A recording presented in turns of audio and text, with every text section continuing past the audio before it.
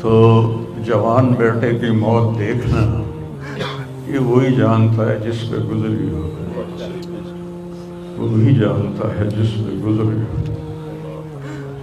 मेरे मुकद्दर में था, मैंने हमेशा दुआ मांगी, या अल्लाह मुझे औलाद का सदमा न दिखाना, ये हमें उठा के ले जाएं, हम इन्हें ना उठाएं। लेकिन अल्लाह की तकदीर वो गालिब है और हमें उस पर राज़ी होने का हुक्म है। मेरे नबी की दुआ है, अल्लाहुम्मा इन्नी असअलुका रिदा बाद अल क़ज़ा, या अल्लाह तो अपनी तकदीर पर मुझे राज़ी कर दे। तो बिल्कुल हम राज़ी हैं, मेरे सारे ख़ानदान वाले राज़ी हैं, लेकिन जो एक ज़ख्म लगा है वो बहुत गहरा है।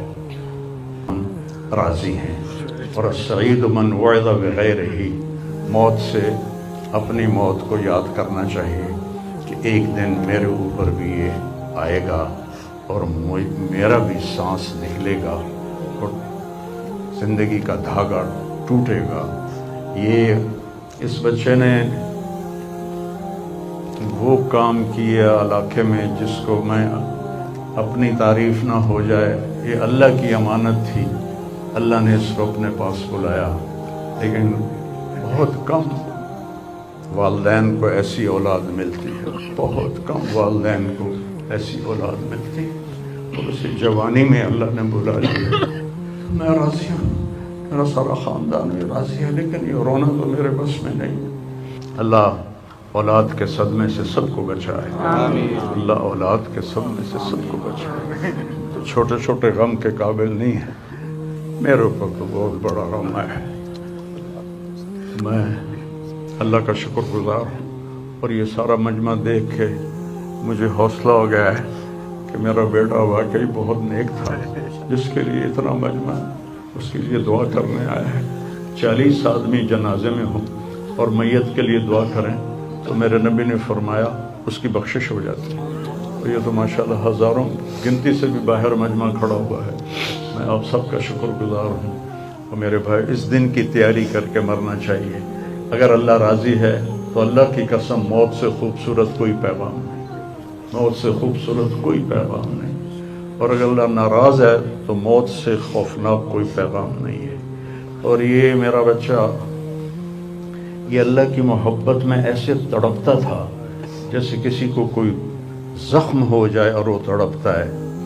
और हम अल्लाह को जानते हैं, मानते हैं, हमारे एहसास में अल्लाह का ताल्लुक़ शामिल नहीं, हम अक़ली तौर पर मानते हैं। मेरी 52 साल ज़िंदगी अल्लाह के रास्ते में नेक लोग, औलियाए कराम, उलमाए कराम के साथ गुज़री।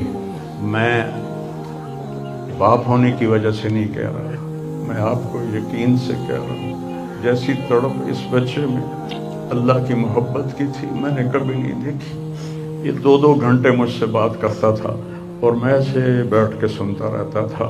बोलने वाला कब सुनता है किसी की बात, लेकिन ये अनपढ़, बिल्कुल डिस्लेक्सिया का मरीज़ था, हरूफ की पहचान नहीं थी इसे। तो इसलिए न ये पढ़ा, ना दीन का कुछ पढ़ा, ना दुनिया का कुछ पढ़ा, लेकिन अल्लाह ने इसको अक़ल, फ़हम और अपनी मोहब्बत ऐसी दी थी कि हमें महसूस होता था कि इसके अंदर उस मोहब्बत की आग है। और अपनी माँ से कहता, माँ दुआ करना, मैं मर जाऊँ, मैं अल्लाह से मिलना चाहता हूँ, मैं इस गंदी दुनिया से तंग आ गया हूँ। 30 साल की उम्र में उसने ये कहना शुरू, मैं जाना चाहता हूँ। अगर अल्लाह मुझे कहे कि तुम्हें रहना है या जाना है, 1 सेकंड में कहूँगा मुझे तेरे पास आना है, मुझे तेरी मुलाकात का शौक़ है। और मुझसे पूछता, बाबा आगे अल्लाह मिलेगा मुझे? मैंने उससे बड़ी बातें करनी है, मुझसे मिलेगा? मैंने कहा इंशाअल्लाह आज तुम मिलोगे अपने अल्लाह से, ज़रूर मिलोगे। तेरी तड़प, तेरी तमन्ना रहती थी मैं अल्लाह से मिलूँ। तो मैंने अपनी ज़िंदगी में सिर्फ एक आदमी देखा है, ये बच्चा, जिसके एहसासात में अल्लाह की मोहब्बत थी। एहसासात, जैसे हमारे दर्द हमारे एहसास में भी जब शामिल होता है फिर हम हाय हाय करते हैं, और जब तक शामिल नहीं होता तो हम चलते रहते हैं। اس بچے کو اللہ نے اپنی قدرت سے یہ تعلق اور محبت عطا فرمائی تھی، اور بس میں اور کیا تعریف کروں، میرا تو سینہ ویسے ہی زخمی ہے۔ یہ بہت عالی شان بچہ اللہ نے مجھے دیا تھا، میں اللہ کی تقدیر پہ راضی، اسی کا تھا، اس نے لے لیا۔ بھائیو، موت سے پہلے مرنے کی تیاری کر دو، آپس کی لڑائیاں چھوڑ دو، آپس کے جھگڑے چھوڑ دو، آپس کی نفرتیں چھوڑ دو۔ مرنے والے سے پوچھو کہ نفرت کا کیا فائدہ ہے، جھگڑوں کا کیا فائدہ ہے۔ معاف کرنا سیکھو، معافی مانگنا سیکھو، معاف کرنا سیکھو، معافی مانگنا سیکھو۔ 5 نمازیں ہیں، کوتاہی نہ ہو۔ سال کے بعد روزے آتے ہیں، بیمار ہو تو اللہ کہتا چھوڑ دو۔ حج اور زکوٰۃ پیسے والوں پر ہے۔ تو ٹوٹل ایمان کے بعد 2 باتیں ہیں، ایک نماز ہے اور ایک روزہ ہے، اور اس کے بعد ایک حدیث میں سنا کر ہم جنازہ پڑھتے ہیں۔ میرے نبی نے فرمایا 4 باتیں سیکھ لو مجھ سے، 4، اب 5ویں بھی نہیں، 5ویں نہیں، 4 انگوٹھا کر کے کہ 4 باتیں مجھ سے سیکھ لو تو پھر دنیا بھی تمہاری ہے، آخرت بھی تمہاری۔ صدق و حدیث، ہمیشہ سچ بولنا، ہمیشہ سچ بولنا۔ آج نیت کرتے ہو؟ انشاءاللہ۔ حفظ و امانت، کسی کو دھوکہ نہ دینا، کسی کے ساتھ 2 نمبری نہ کرنا، کسی کو اپنے مفاد اور پیسے کے لیے، اپنے منصب کے لیے اس کے ساتھ دھوکے بازی نہ کرنا۔ تیسری بات، حسن و خلیقت، اپنے اخلاق اچھے رکھنا، گالی،